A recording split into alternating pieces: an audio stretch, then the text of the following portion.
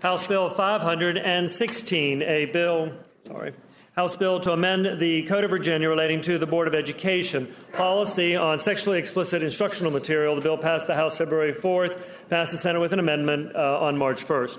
The gentleman from Augusta, Mr. Landis. Thank you, Mr. Speaker. Mr. Speaker, I'm going to ask the House to agree to the Senate amendment. It basically just clarifies that the Board of Education at the state level would be responsible for the definition, not a local school board. So, Mr. Speaker, I'd ask the House to agree to the Senate amendment. The gentleman from Arlington, Mr. Lopez. Mr. Speaker, speaking to the amendment. The gentleman has the floor. Thank you, Speaker. This amendment really speaks to the unintended consequences of this bill. Under this amendment, the State Board of Election would have to define sexually explicit. Governments have been having a hard time defining that for a very long time. Where do you draw the line?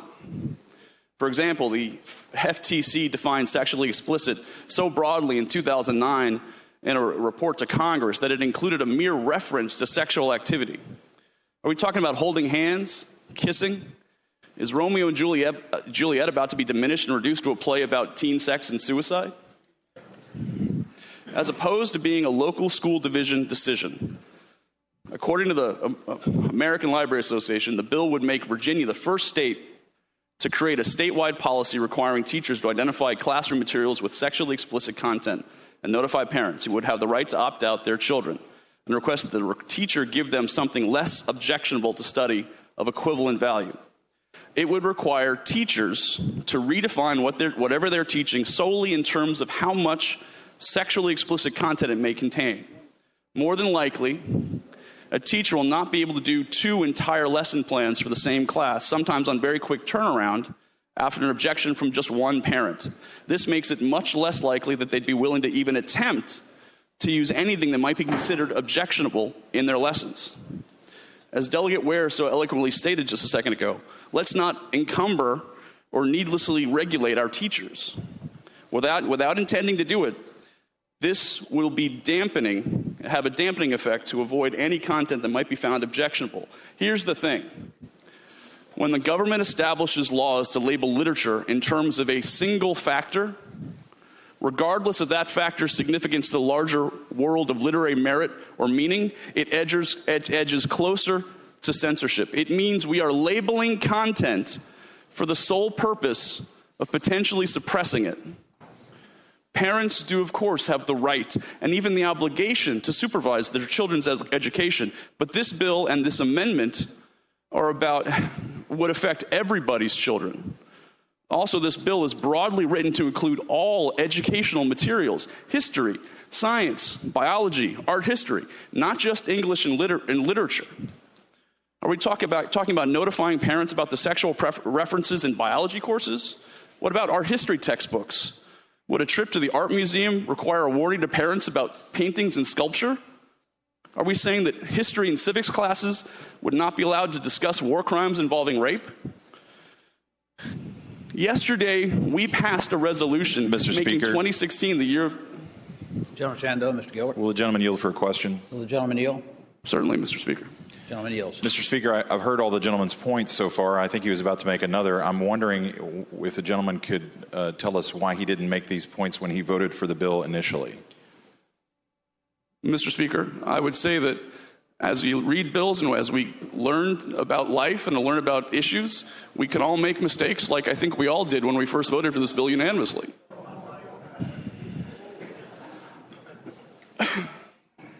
John may continue. Yesterday, exactly right. Here's another one. Yesterday, we passed a resolution making this 2016 the year of Shakespeare. In college, I played Falstaff in Henry IV, Part 1. Thank you. I was typecast. Well, it's one of Shakespeare's great history plays, much of which takes place in a brothel. There are almost no Shakespeare plays that don't have some prurient or salacious content. For a junior taking an AP English class and learning iambic pentameter, what is a less objectionable literary work that is the equivalent to any of Shakespeare's plays? What is the equivalent to Toni Morrison's Beloved or Blue Eyes? How about Joseph Conrad's Heart of Darkness? Or the new Grammy Award-winning Broadway musical Hamilton that deals honestly with Hamilton's adulterous affairs? Does it not matter that folks who originally pushed this bill are raising objections to Pulitzer Prize-winning novels or the works of Nobel laureates? English classes, particularly in the last 2 years of high school, often deal with adult topics. Do these mature minors need protection from language and situations they have seen on the internet or in the media?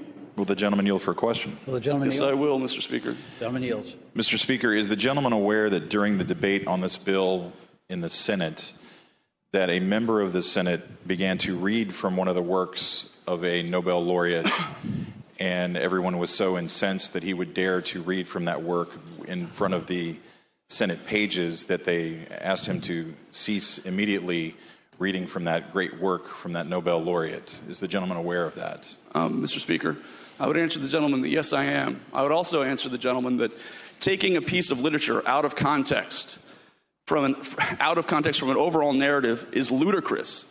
It does a disservice to literature, academia, and it should do a disservice to this body. Mr. Speaker, will the gentleman yield for another question? Gentleman yield. Yes, I will, Mr. Speaker. Gentleman yields. Mr. Speaker, does the gentleman not believe that parents should have similar rights to assert what is in the best interest of the hearing of their children, as did those standing basically in their shoes, supervising them in the Senate the other day? Does he not believe parents should have a similar right to shield their children from things that are quite obviously objectionable and inappropriate for their age? Mr. Speaker, I'd answer the gentleman that at the same time, does he believe that state government needs to be involved in a discussion that could and should be simply resolved by parents at home? And is it really necessary that we have a state law forcing this when in fact localities can do this already on their own? Mr. Speaker, over here, parliamentary inquiry. Somebody state it. The gentleman from Arlington or Alexandria did not ask the gentleman from Shenandoah to yield for a question. He asked the gentleman from Shenandoah a question. I don't think he asked that gentleman to yield. Is that a proper form? Mr. Speaker, I would correct Mr. Speaker. Pardon? Sorry. It's okay. Gentleman may continue. Thank you, Mr. Speaker. I'd correct the record that I am from Arlington and Fairfax, not from Alexandria. Here's the thing. Let's be clear. The requirement that educators identify, label, and stigmatize literature to a single, undefined standard is a form of censorship that is meant to suppress the teaching of certain texts without regard to their literary merit. This should not be the role of government, nor should the state supersede local policies that already address this issue. At the end of the day, Mr. Speaker, this is a slippery slope to backdoor censorship. I hope that we will reject this amendment and send the legislation back to conference for much more needed. Gentleman from Fairfax, Mr. Albo. Speaker, speaking to the bill. Gentleman has the floor. Speaker, this is not usually a topic that I get involved in on the House floor, but this arose from a constituent of mine whose daughter came home and when she was doing her homework in her room started crying and ran out and showed her mother this book written by Toni Morrison. I can't remember what the title of the book was, and we all know Toni Morrison is a treasure of America. She's a wonderful author, but she didn't write this book for kids to read. And so then my constituent read the thing to me. I lived in a fraternity house for 2 years. There's not very much stuff that bothers me, and even I was aghast at how bad it was. And then the gentleman from Fairfax reminded me that she then sent the material to the State Board of Education to complain about it, and the State Board of Education's website refused to accept the email because the pornography screens had canceled it out.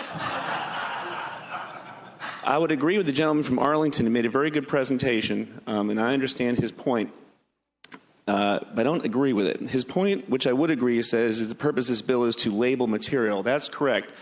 What he then said was for the purpose of suppression, and I don't agree with that. I think it is labeling the material for the purpose of notifying the parents so that they can make a decision on what's appropriate for their children to read. Thank you.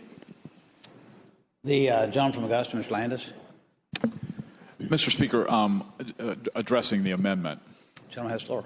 And that's what we have before us, ladies and gentlemen, is the amendment. The amendment is to allow the Board of Education to define sexually explicit material. The Board of Education and the department are the professionals that deal with our education policy, and that's what we determined in this bill should be the body that works on this issue. As the gentleman from Fairfax, Delegate Albo, said, this bill does three things. One, it lets parents know when there's sexually explicit material. Two, it allows them, working with the teacher, to determine if that's appropriate for their child. And three, if they think that it's not appropriate for their young person, then they can ask for an alternative assignment. There's no book banning. There's no censorship. There's none of those things in this bill. And it's been misrepresented by many people that that's what this does. That is not what this bill does, and I hope you'll agree to the amendment. The gentlewoman from Fairfax, Ms. Watts. Thank you, Mr. Speaker. Speaking to the amendment. Gentleman has the floor. The amendment is at the heart of my concern. I have enjoyed the richness of the tapestry of Virginia, and I know how different we are from one corner to another. And when I look at the amendment that is going to set one standard for the communities throughout Virginia, that is what causes me problems. Each community should be able to decide. I am not talking about the procedures that the patron just outlined. I am talking about this amendment, which is setting one standard for each of our communities, and I hope you will vote against the amendment. The gentleman from Fairfax, Mr. Sickles. Thank you, Mr. Speaker. Would the gentleman from Augusta rise for a question? Gentleman yield. Mr. Speaker, I'd be glad to yield about the amendment that is before us. Yep. The gentleman yields. Mr. Speaker, that's what I'd like to ask him about, the amendment.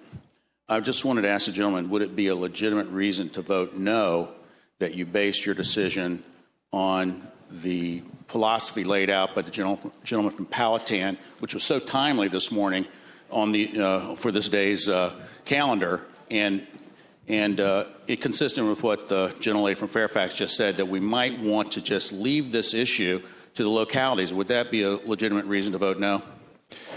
Mr. Speaker, I'd answer the gentleman that, one, back in 1987, this body determined that with family life education, that was an important enough an issue that we set a standard as a policy across the Commonwealth related to parental involvement with family life education.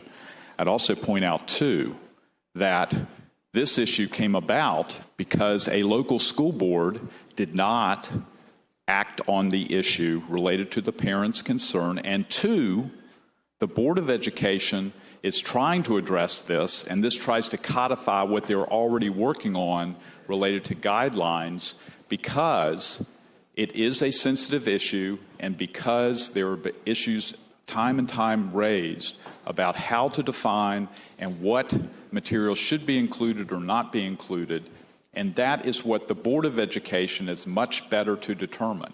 If we have inconsistent policies related to this, as we did with family life education, what I believe will occur is you'll have one school having one policy, another school having another policy, and the problem will be from the standpoint of parents that are in adjoining jurisdictions or moving from one locality to another.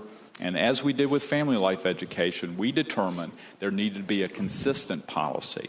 And again, would remind the gentleman, the only reason we have this bill is because the department has not implemented what was determined that they needed to when you look at school boards. I'd also mentioned to the gentleman that most school boards want the Board of Education to be the one that defines this, not trying to come up with 130 some odd definitions of what sexually explicit material may be.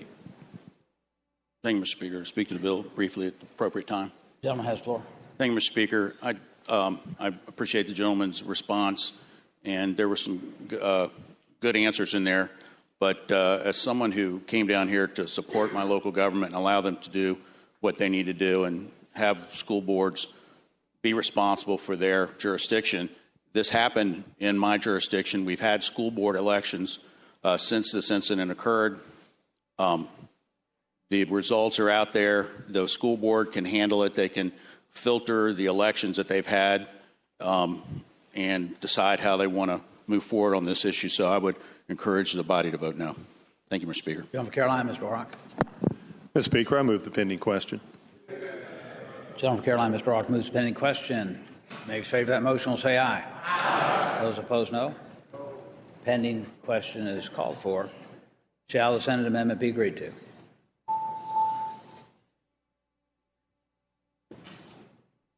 Clerk will close the roll. Ayes 76, noes 21. Ayes 76, noes 21. The Senate amendment is agreed to.